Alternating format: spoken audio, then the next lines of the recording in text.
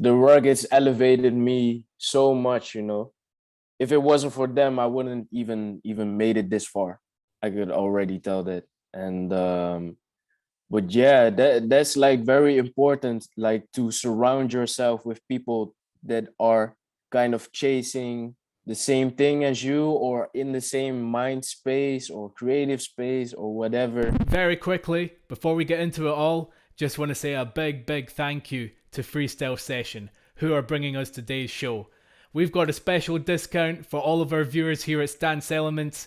Go to freestylesession.com and use the code Stance Elements at checkout for 20% off your total order. Now, without further ado, let's get into it. What's up, guys? Welcome back to Stance Elements. I'm Chaz B. I am your host. I am very excited for this one because I'm with Lee from the Ruggeds and the BC1 All Stars. Lee, it's awesome to have you here, man. Yo, what's up, everybody? Hope everyone is good. It's Lee from the Ruggeds, also representing the Rebel BC1 All Stars right now. I mean, first off, we have to talk about you linking up with Red Bull. It is incredible. Just let us know how it feels to be involved with them.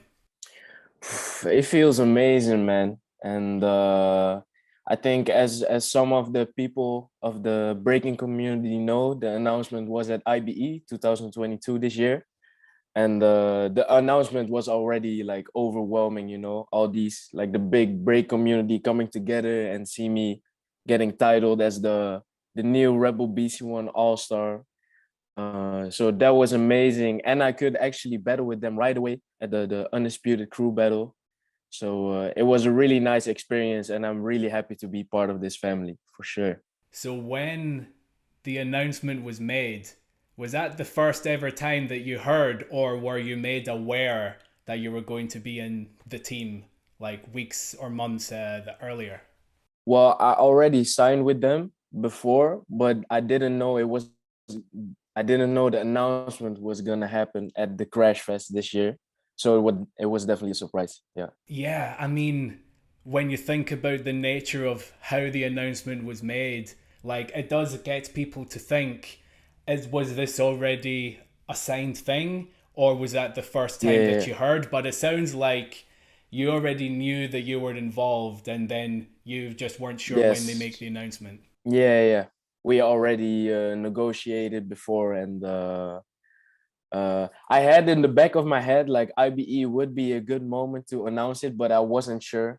Like maybe it was too quick or something like this. But yeah, they made it happen, and it came over as a surprise. And it was even doper that Sunny, like a really good friend of mine, Sunny from the UK, also Rebel BC1 All Star. He announced that I was a Rebel BC1 All Star. So that for me was a very special moment. So when you think about your involvement with them right now, what does that look like? Does that mean that you will be like a judge for their events, or does that mean you'll always do events with the rest of the team? Like, what does that look like? As for right now, it's not that busy for me. But obviously, as you're an Rebel Beast One All Star, you're gonna battle with them more. You're gonna do crew battles or 2v2s. But for me, I'm still like pretty young. I'm 21 years old, so for me to judge isn't, I think, the best thing. That's also what I told them. For them, it makes more sense to give the Rebel Beast One All Star legends, you know, this spot to judge at events. So that for me is like kind of out of the window, but if they need me, of course, I can judge. And then for workshops, I'm gonna do workshops, and for the upcoming years, there are gonna be projects, like tours. For example, this year there was a tour in US of A.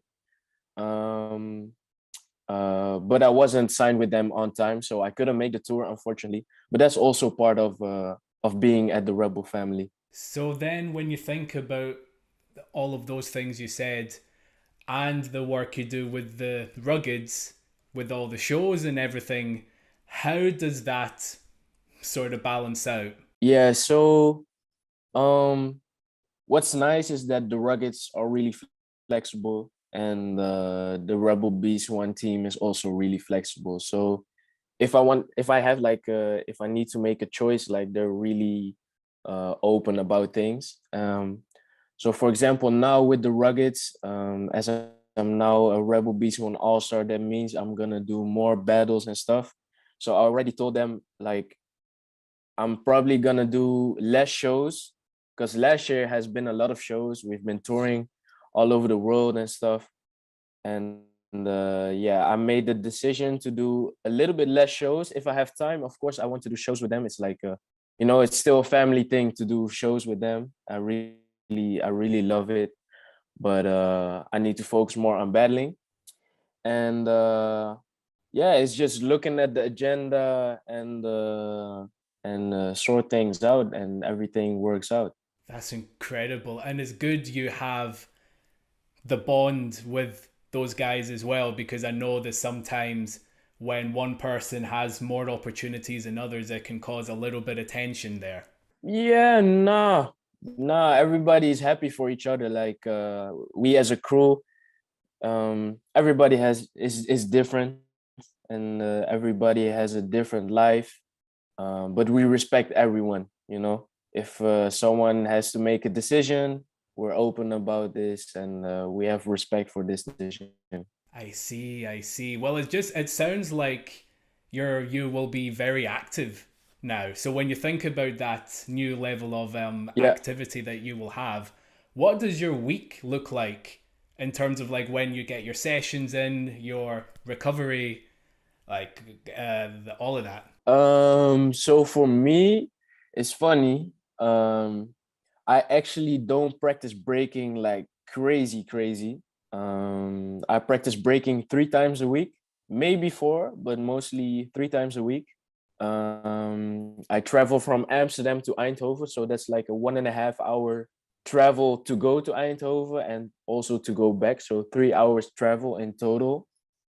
Um, and Eindhoven is the place, also the place of World Breaking Classics, and also the place where the most of the people of the Ruggeds they live there, and we have our own studio there.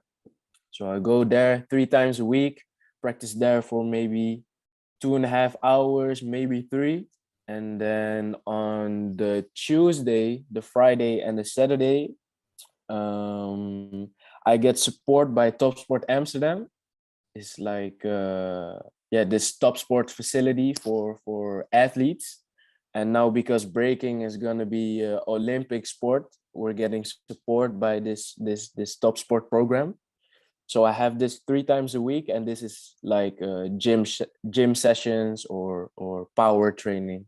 So not really break related, but yeah, just to get stronger, like to get more physical strength and stuff. Wow.